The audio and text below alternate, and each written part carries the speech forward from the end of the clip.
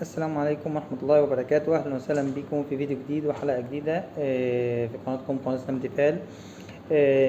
رجعنا بعد غياب دام لفترة طويلة. إن شاء الله موضوع الحلقة بتاعت النهاردة هنتكلم فيها عن استكمال بعد كلية الزراعة، استكمال في كلية الطب البيطري بعد كلية الزراعة، لأن في طلبة كتير جدا ما زلت، مع إني ما عملت فيديو قبل كده موجود على القناة، ولكن إن هو ينفع ولا ما ينفعش كنت هجاوب على السؤال ده.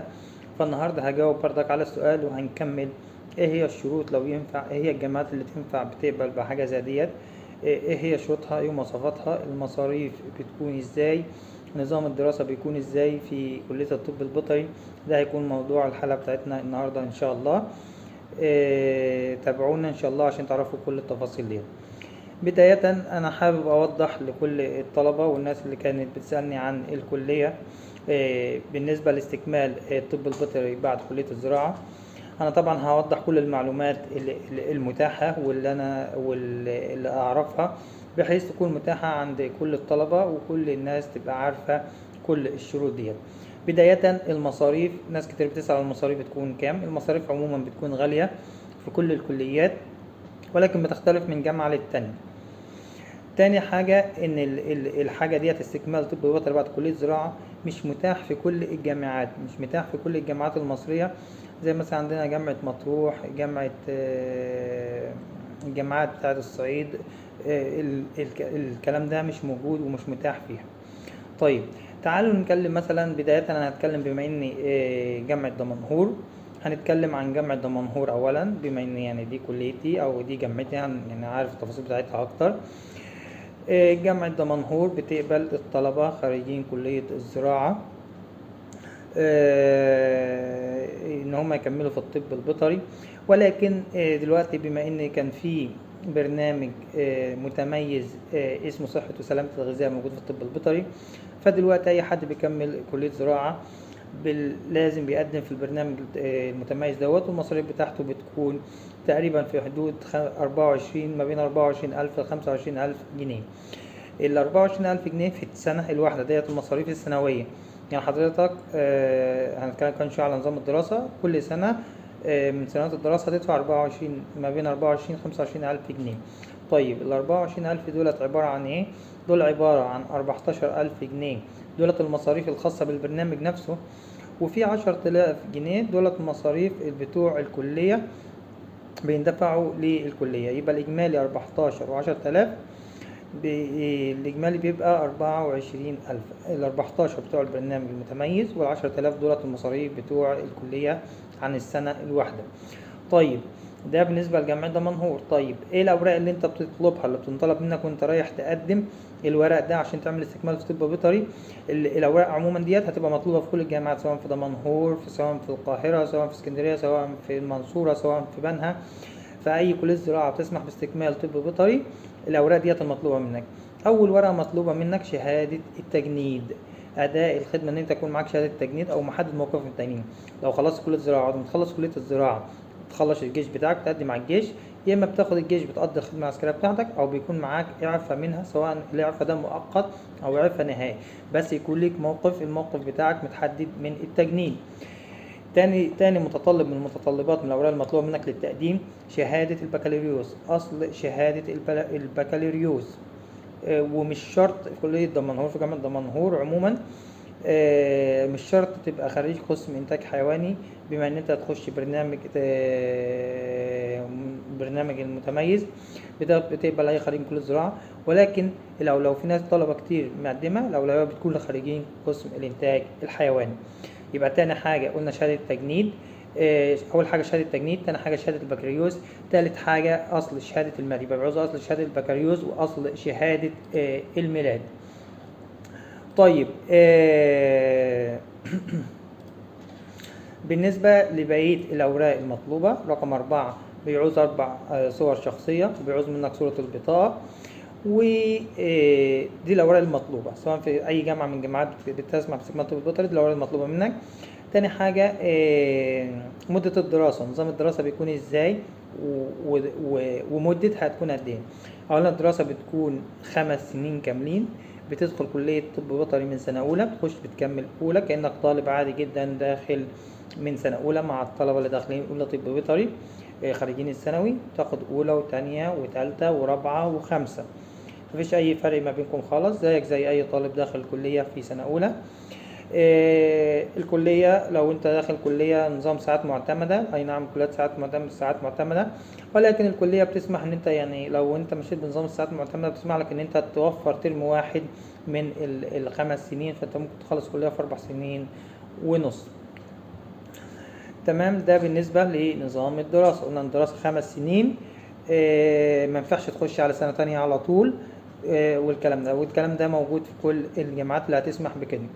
طيب في بعض الجامعات طالما نظام الدراسة بيكون ساعات معتمدة بيبقى فيه متاح ترم صيفي، بحيث ان انت لو شلت مادة او كده تقدر تعوضها في الترم الصيفي، او ممكن ان انت لو عايز مش هتقدر، لو انت طبعا بتشتغل او في عندك اي ظروف تمنعك ان انت تاخد كل المواد في كل ترم 7 مواد، بتقدر ان انت تقسم المواد دي، تاخد في الترم الصيفي تأجل لك مادة او مادتين او 3 تاخدهم في الترم الصيفي.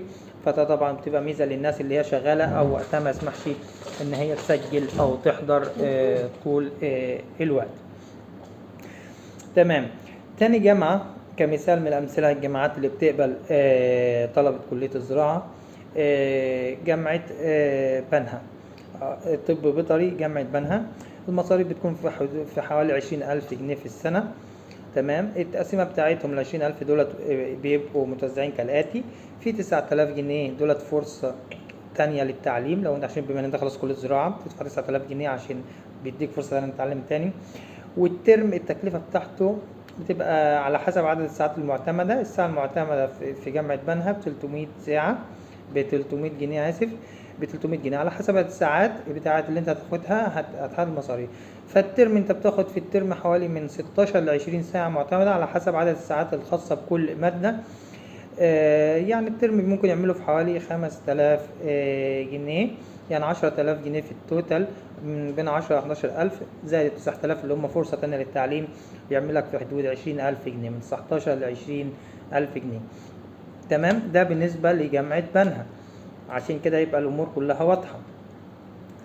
طيب الجامعة التانية اللي بعد كده جامعة المنصورة اللي هنتكلم عنها، جامعة المنصورة. جامعة المنصورة التكلفة فيها بتكون تقريبا 8,000 جنيه في السنة للبرنامج العام، لو انت هتخش برنامج عام اللي هو من سنة أولى مع الطلبة زيك زي سنة أولى. وبتسمح بالنسبة للمنصورة فيها شرط ان انت لو هتدخل برنامج عام لازم تكون خريج قسم انتاج حيواني في كلية الزراعة، وبتسمح برضك ان انت تخش برنامج متميز، بس ده لو انت اي قسم اخر من كليات الزراعة مش لازم انتاج حيواني، فبتخش البرامج المميزة، وديت بتكون غالية وتكون المصاريف بتاعتها عالية. في البرنامج العام مدة الدراسة 5 سنين، في البرنامج الخاص برضك 5 سنين، بس انت ممكن تاخدهم 4 سنين ونص لانه بيبقى نظام الساعات المعتمدة. في اكتر من برنامج مميز، سواء تغذية، سواء صحة غذائية، امراض دواجن، امراض اسماك، فيعني في كذا تخصص. هو عموما الدنيا مش صعبة، الكلية هتجيلك اسهل، وخصوصا خريج كلية الزراعة اللي انت درست هتبقى تكون درست جزء كبير جدا من الحاجات اللي انت هتدرسها في الطب البيطري او عندك خلفية عنها، خاصة لو انت قسم انتاج خريج انتاج حيواني، فيبقى مش هيبقى في عندك اي مشكلة في فهم الموضوع دهوت. عشان تحضر وتظبط حالك وتنجح لازم تهتم بالحضور، وخصوصا العمل، لان العمل بيكون عليه درجات، وبمذاكرة بسيطة ومجهود متوسط تقدر ان انت تنجح وتجيب تقدير كويس في كلية الطب البيطري، لان هي الكلية مش هتكون صعبة عليك بما ان انت خريج كلية زراعة، فهيبقى عندك خلفية كبيرة جدا عن الموضوع. والامتحانات بتيجي كويسة، تقدر لو انت مذاكر كويس الامتحانات هتكون سهلة بالنسبة لك. بس اهم حاجة طبعا نصيحة، يعني لو حد بياخد رأيي او بيسألنا عن رأيي، انت هتدفع فلوس وفلوس كتيرة جدا لمدة 5 سنين، ما لا يقل عن 20,000 جنيه سنويا في 5 سنين، يعني ما لا يقل عن 100,000 جنيه عشان تكمل الطب البيطري لمدة 5 سنوات. انا من رأيي كأخوكم، لو حد بياخد رأيي او نصيحتي لازم انت تكون لو انت حابب لازم تكون حابب المجال ده، مش مجرد ان انت هتخش كده عشان عايز تبقى طبيب او الناس تقول لك يا دكتور او ايا كان. لازم تكون محدد هدف، لو انت عندك هدف ورغبة ان انت تكمل وانت عايز تكون طبيب بيطري لهدف معين ولسبب معين عشان تحقق نفسك وكده. تمام. لو عايشين اي حاجة تانية لا. وانا عموما نصيحة سواء في كل الاحوال بنصح الناس لو حد بياخد رأيي، الافضل ان انت بدل ما تدفع كل سنة 20,000 جنيه في مصاريف، انت ال 20,000 جنيه ديت من كل بعد كلية الزراعة هتبدأ بهم مشروع. 100,000 جنيه ديت لو انت عملت بهم مشروع، او ب20,000 جنيه بس اللي هي مصاريف سنة واحدة بدأت مشروع، اي مشروع من المشاريع بتاعت كلية الزراعة، بعد 5 سنين هتكون افضل، عندك مشروعك الخاص والمشروع بتاعك هيكون كبير جدا وكبر جدا، وهتكون افضل من اي دكتور بيطري، او افضل من اي طبيب بيطري متخرج معاك في نفس السنة بتاعتك. ده مجرد نصيحة. اتمنى يكون ان انتوا تستفيدوا من الفيديو، يكون الفيديو افادكم. ولو حد عنده اي استفسار او معلومة او اي حاجة يتفضل يسأل، وان شاء الله ويترك التعليق بتاعه اسفل الفيديو، وان شاء الله هنجاوب عليكم في اسرع وقت ممكن.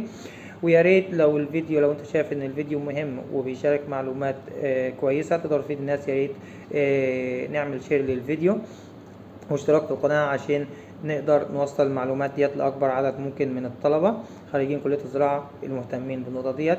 أشكركم وأشوفكم على خير إن شاء الله فيديو جديد مع قناتكم قناة اسلام تيفال. السلام عليكم ورحمة الله وبركاته.